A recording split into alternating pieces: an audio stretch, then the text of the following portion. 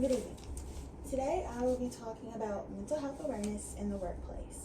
But I want to start off before getting into my TED Talk that I wanted to start off with a little quiz to sort of test your knowledge about mental health and your understanding of it. So my first question is, what is your definition of mental health? It does not have to be accurate, it does not have to be correct, it's just from your own perspective, your own experience maybe. What is your definition of mental health? My next question is, have you ever sat down with a coworker or a friend or a family member and genuinely and honestly asked them, how are they feeling today? How are you? How have you been? My third question is, have you ever had an event or an occurrence in your life that has left you feeling like you can't deal with today's festivities, or if you have plans for today and this event just made you want to cancel them, you just want to stay at home all day, and then that day turned into the next day, and then the next day, and then the next day. And then my last question is, if you are struggling with a mental health disorder, or if you are just struggling with your mental health, do you have someone, or do you know where you can go to get that help? Or do you have someone that you can talk to? Even if you don't have a disorder, or if you're just feeling down, or if you just need someone to talk to, do you have someone to talk to? Do you have somewhere you can go? This leads me into the definition of mental health. What is mental health? Mental health is defined as a person's condition with regard to their physiological or psychological and emotional well-being. Mental health is broken down into mental disorders, and there are 5 categories of mental disorders. And it is mood disorders, anxiety disorders, schizophrenia, personality disorders, and phobias. And all these can be found in the DSM-5.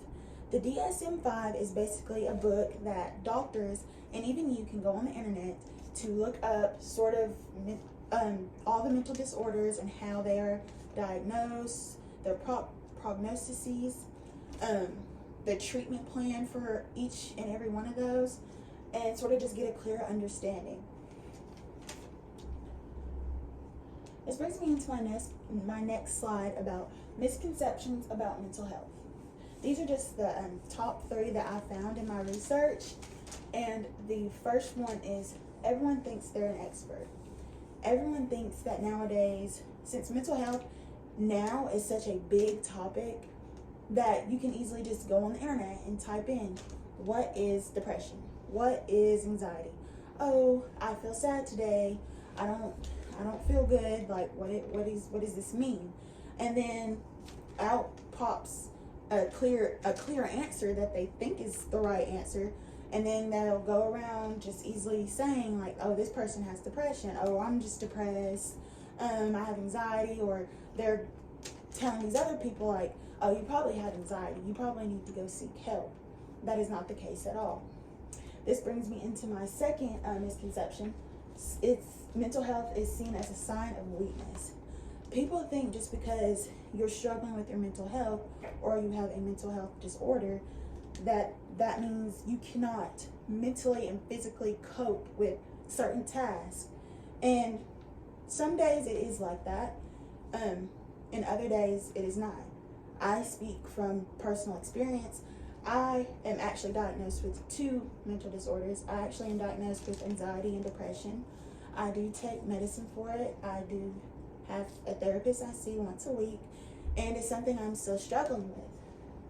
At first, I seen it as a sign of weakness. At first, I was in a very, very dark place in my life where I pushed people out, and I shut people out. I didn't want to talk to them. I didn't feel like I could cope with today. I didn't feel like I would cope with the next day. I would just lay around in bed, and it was a very, very dark time in my life.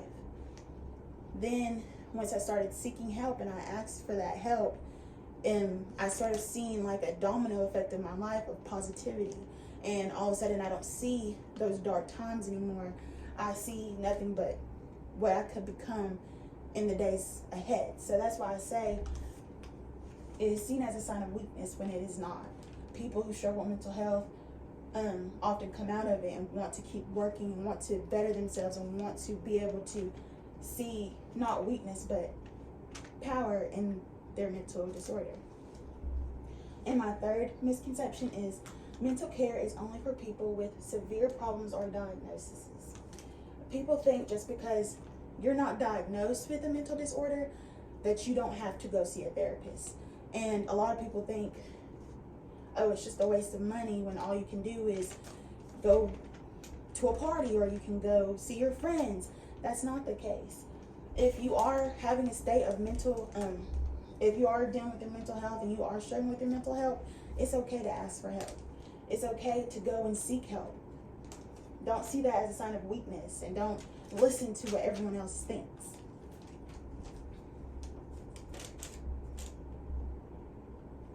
This brings me into mental health in the workplace. Mental health in the workplace can have a big, big, big toll on employees, on management, on companies. And 57% of people report mental health issues in the workplace, and only 40% receive the treatment that they actually need.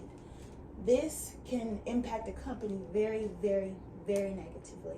This can impact their employees. If their employees are in a bad mental health state, then their job performance will slowly decline. And I actually have here many employees report not showing up to their job with the uncertainty of how much work that they can cope with or how much work that they can do just because they are struggling. So with that being said, 67% of companies report improvement in production when mental health support was offered to their employees. I actually have 5 of the most common implementations put in place that some companies have used to sort of help their employees and to increase their company's profit, increase their employees' well-being. So the first one is practice mental health first aid. Teach your employee, and by that I mean teaching your employees how they can self-evaluate themselves before showing up to work. Like, just stand there and take some time to yourself to think about, how am I feeling today? Look back, sit back, and really analyze, how am I feeling today? Am I okay to work? Am I okay to handle this task? Am I okay to do this? The next one was equip management to help. Employees should be able to go up to management and tell them about what they're struggling with, or if they're just having a very rough day, and management is supposed to be there to help lead them in a positive direction. Help prevent burnout. Burnout is when you work yourself so hard, and you can really see that in like factories where you work yourself so hard to the point where you burn out. You can't do it anymore. Your brain is totally fried and you just can't go on. So with helping prevent burnout, you could give companies could give their employees some mental health days. Mental health days are where they can give their employees some time to sit at home and really gather themselves, really get back into their own element before showing up to work the next day, so that way they can have a positive attitude toward their job. Give employees tools, and by tools I don't mean a hammer and nails and stuff like that. I mean tools as in put implementations in place in the company for your employees. Have a place where they can go to, have a place where they can sit down and relax and be to themselves. Have a place where they can go talk to their coworkers freely. And the last one is make mental health policies clear. And by that, it's make sure your employees know the implementations and the policies about their mental health, and that they are open and willing to be there for them every step of the way, just to improve the company and have a safe workplace. Thank you.